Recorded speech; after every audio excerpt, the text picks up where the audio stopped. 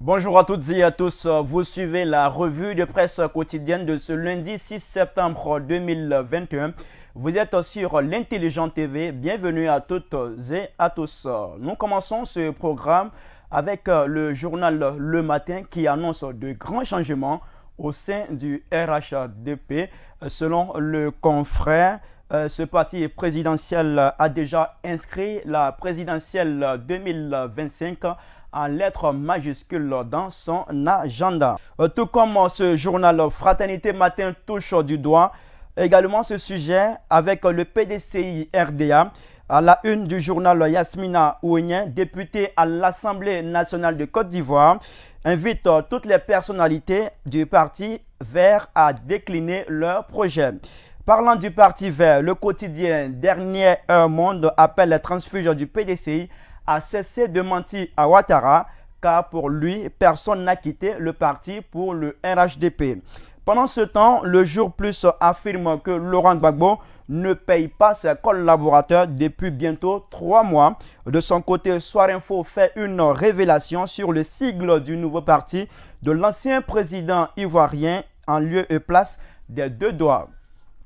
Selon le rassemblement, Laurent Gbagbo fait face à 5 gros nouveaux obstacles quant à son projet de création d'un nouveau parti politique. Avec Abidjan.net, on découvre la position du FPI sur la récente découverte de pétrole dans le bassin sédimentaire de la Côte d'Ivoire. Le site rapporte que le parti dirigé par Pascal Affi N'Guessan juge déséquilibré la part de 10% qui revient à la Côte d'Ivoire. Le Patriote décline dans ses colonnes ce matin les grands dossiers qui attendent l'équipe du Premier ministre Patrick Hachi à la rentrée gouvernementale prévue cette semaine. Selon le confrère de Kwasi.com, la Banque arabe pour le développement économique en Afrique prête 25 milliards de francs CFA à la Côte d'Ivoire pour la construction et l'équipement du centre hospitalier universitaire d'Abobo. Les vrais cerveaux de l'attaque terroriste de Grand Bassam ont été identifiés.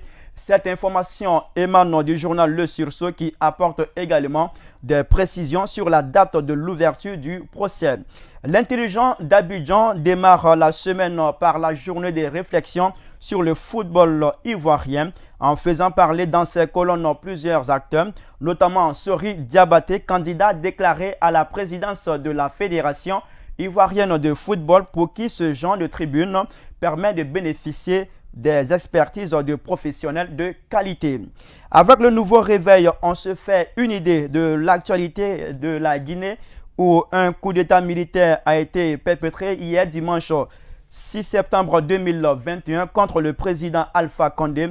À ce propos, le quotidien se demande si le chef de l'État n'a pas plutôt été emporté par le 3e mandat.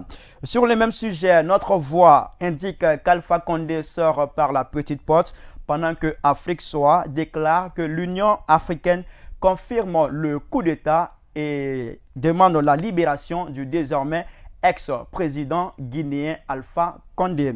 C'est ici que prend fin la revue de presse quotidienne de ce lundi 6 septembre 2021. Merci à toutes et à tous de votre fidélité à l'Intelligent TV. Bon début de semaine à toutes et à tous.